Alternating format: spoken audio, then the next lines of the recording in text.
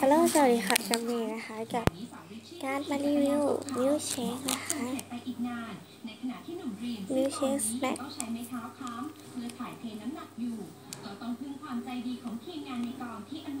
เป็นขนมญี่ปุ่นนะคะที่ไปซื้อมาเนาะก็เดี๋ยวแกะก่อน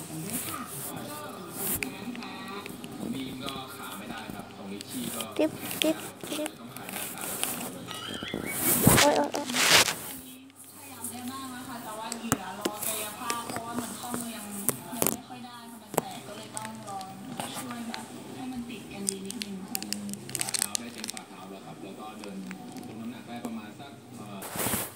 เย้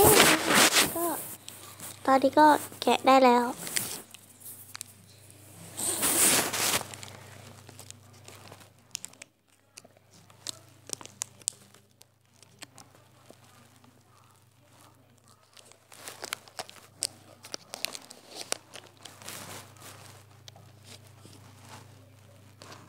กลิ่นมัน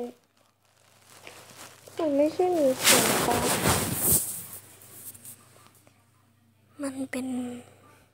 ไวท์ช็อกโกแลต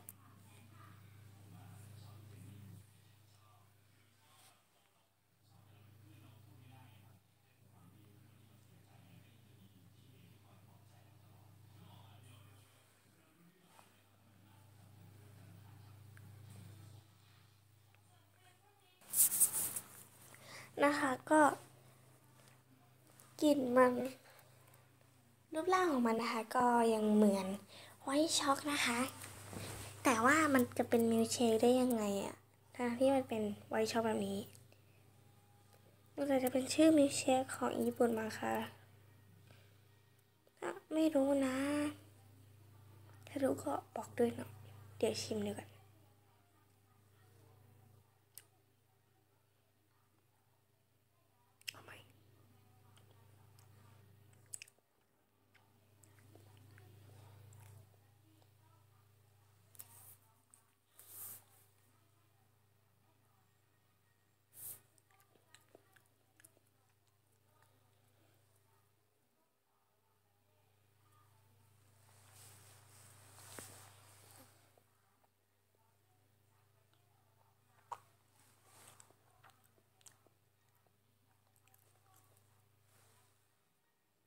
เอ๊ะก็เลยนะคะมันก็อร่อยนะแต่อยากให้มันเป็นมิลค์เชคแบบน้ำอะอยากกินแบบที่มันเป็นผงมาให้ชงอะมันควรจะอร่อยมากแต่อันนี้มันเป็นแท่งเลยนะแต่ก็อร่อยดีนะแล้วก็ราคาถูกด้วย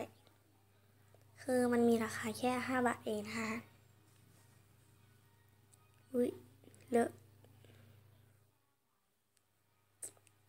วันนี้ก็ขอลาไปก่อนนะคะกับคลิปรีวิวอะไรนะมิลเชคค่ะมิลเชคสแน็คก็